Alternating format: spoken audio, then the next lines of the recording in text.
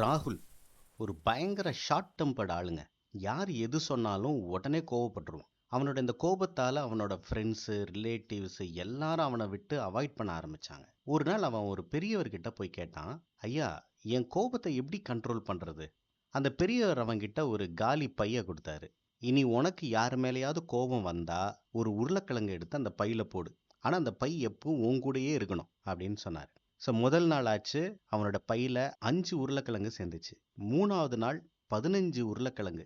ஒரு வாரம் ஆச்சு, பை செம்ம ஹெவி ஆயிடுச்சுங்க. அது மட்டும் இல்லாம அந்த பையில இருந்த பழைய உருளைக்கிழங்கு எல்லாம் அழுகி பேட் ஸ்மெல் வர ஆரம்பிச்சது. ராகுல்னால அந்த பையை அதுக்கு மேல ஹேண்டில் பண்ணவே முடியல. அவன் அந்த பெரியவர்கிட்ட போனான். ஐயா, இது ரொம்ப ஹெவி ஆயிடுச்சு, ரொம்ப ஸ்மெல்லியாகவும் இருக்குது அப்படின்னு சொன்னான். பெரியவர் சிரிச்சுக்கிட்டே சொன்னாரு, நீ சுமக்கிற இந்த உருளைக்கிழங்கு தான்ப்பா உன்னுடைய கோபம். அது உன் மனசை பாரமாக்கி உன் கேரக்டரையும் டேமேஜ் பண்ணிடும் அப்படின்னு சொன்னார். ராகுல் அன்னைக்கே அந்த பைய தூக்கி போட்டான்.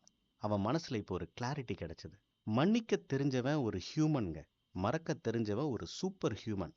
ஆனா கோபத்தை சுமக்கிறவன் எப்பவுமே பேஷண்ட் தாங்க, ஒரு நோயாளி. எப்படி சொல்றோம்னா, அறிவியல் ரீதியா நாம கோபப்படும் போது நம்முடைய உடம்புல கார்டிசால் அப்புறம் அட்ரினலைன் போன்ற ஹார்மோன்ஸ் அதிகமா சுரக்குது. இந்த ஹார்மோன்ஸ் ஹார்ட் பீட்டை அதிகரிக்குதுங்க, நம்மளோட பிளட் ப்ரெஷரை இன்னும் கூட்டுது. அதிகமாக கோபப்படுறவங்களுக்கு ஹார்ட் டிசீஸ் வர 50% அதிகமான வாய்ப்பு இருக்குதுன்னு ஆய்வுகள் சொல்லுது. அப்பா கிட்ட கோபம் வந்தா தனி ரூம்ல போய் உட்காருவோம். தம்பி கிட்ட கோபம் வந்தா அவனை காலால் ஒரு எட்டி ஒரு உதப்போம். ஆனா நமக்கு பிடிச்சவங்க நம்மளோட மெசேஜை பார்த்துட்டும் ரிப்ளை பண்ணலனா கோபம் வந்தாலும் திட்ட முடியாது, ஃபோனை தூக்கி போட்டு உடைக்கவும் முடியாது. உங்களுக்குள்ளேயே உருளைக்கிழங்கு விற்கிற மாதிரி அழுவோம் பாருங்க, அதுதான் மரண மாஸ். கோபம் அப்படிங்கிறது ஒரு தீக்குச்சி மாதிரிங்க. இந்த தீக்குச்சி இன்னொன்னு எரிக்கும்ன்றது உண்மைதான்.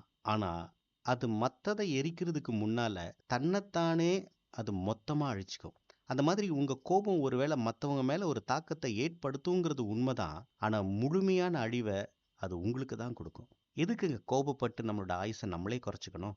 நீங்க கோபப்பட்டு உங்களுக்கு நஷ்டமானது ஏதாவது இருக்குதா? அப்படி இருந்ததுன்னா நீங்க கீழே கமெண்ட் பண்ணுங்க. உதாரணமா, நான் கோவத்துல தூக்கி போட்டு என் செல்போனை உடைச்சிட்டேன், டிஸ்பிளே போச்சு, செலவு வச்சுச்சு, அந்த மாதிரி.